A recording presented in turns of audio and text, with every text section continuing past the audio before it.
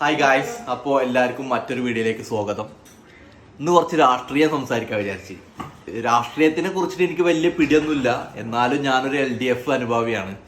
എല്ലാ വോട്ടും മാർക്സിസ്റ്റ് തന്നെയാണ് ചെയ്യൽ. ഇതുവരെ ചെയ്ത എല്ലാ വോട്ടും മാർക്സിസ്റ്റിനാണ് ചെയ്തിരിക്കുന്നത്.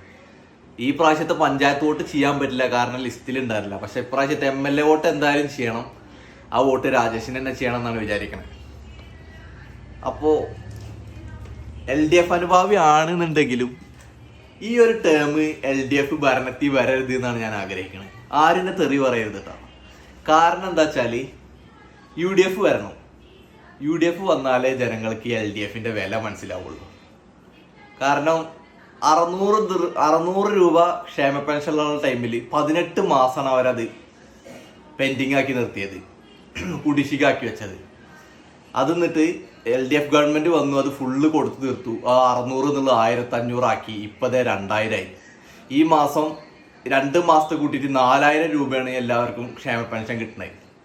അപ്പൊ ഈ 600 കൊടുക്കാൻ പറ്റാത്ത UDF ഇപ്പത് അവരുടെ ഇലക്ഷൻ പ്രചരണത്തിൽ പറയാണ് 2000 രൂപ 3000 രൂപ ആക്കുന്നു.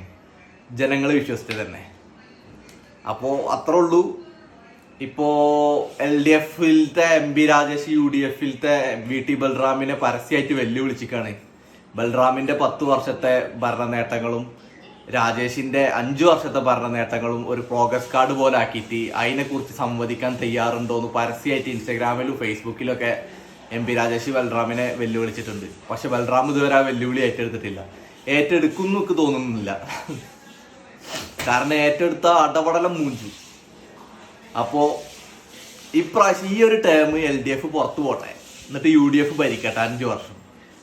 അപ്പോൾ ജനങ്ങൾക്ക് മനസ്സിലാവും LDF എന്തായിരുന്നു, LDFന്റെ വികസന പ്രവർത്തനങ്ങൾ എന്തായിരുന്നു എന്നൊക്കെ.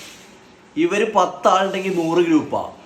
ആര് മുഖ്യമന്ത്രിയാവും അന്ന് ഇന്നെ ബാധിക്കുന്ന കാര്യമില്ല. ആരെങ്കിലും മുഖ്യമന്ത്രി ആവട്ടെ. VD സതീശൻ ഉണ്ട്, രമേശ് ചെന്നിത്തല ഉണ്ട്, അതുപോലെ K സുധാകരൻ ഉണ്ട്, പിന്നെ ആരൊക്കെയുണ്ട്. ആരെങ്കിലുമൊക്കെ മുഖ്യമന്ത്രി ആവട്ടെ, ആരെങ്കിലുമൊക്കെ ആവുമല്ലോ.